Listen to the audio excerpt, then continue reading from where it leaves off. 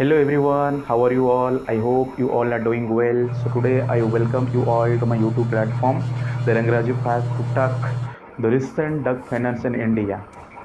So let's start this. That there are more than 65 millions of ducks are present in India.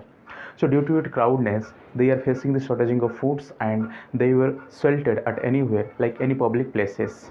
Due to these reasons, finally they are fighting with the human beings as well as the other animals for these two regions.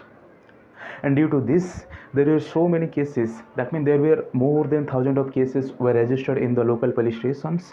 And finally, these cases were reached to the central government, yani ki the Supreme Court of India.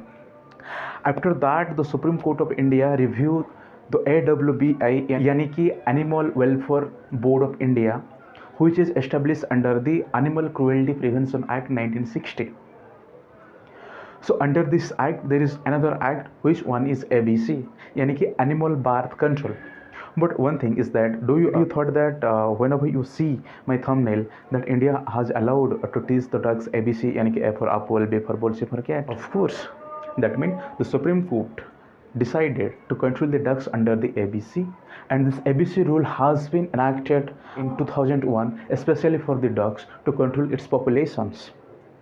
And this act is implemented by the local authority, in which the street dogs were allowed to anti-rabies vaccinates and neutralize as means of the stabilization of the populations of the. Now I'm going to talking about the second aspect. So do you thought that why the dogs population are increasing in India? That means the answer is that there are so many peoples in India are taking care of the dog on the street by giving some biscuit.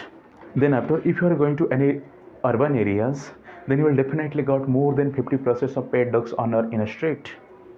Those two regions are helpful to increase the dog population in India. So do you going to oppose them due to the dog finance? No, completely no. As the Constitution of India itself declared that those persons who are taking care of the animals, not only dog but all the animals or all the domesticated animals with their own source and out of compassion, and they are coming under the Article 51A. That's why the Supreme Court ordered to the citizen of India not to take any adverse action against to them. But instead of that, you need to beg help from them to the ABC Act.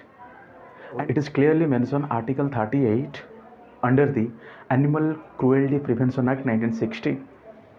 So now I'm going to talking about the third aspect. There are so many dreaded diseases that caused by the dog virus. The first one is that the rabies virus. That means there are in between 30,000 to 70,000 of people were dead for the rabies virus in a year, and it has been reported by the WHO, yani ki World Health Organizations. And there are so many other diseases like salmonella and norovirus. These 2 to 3 are the major topic of discussion in nowadays.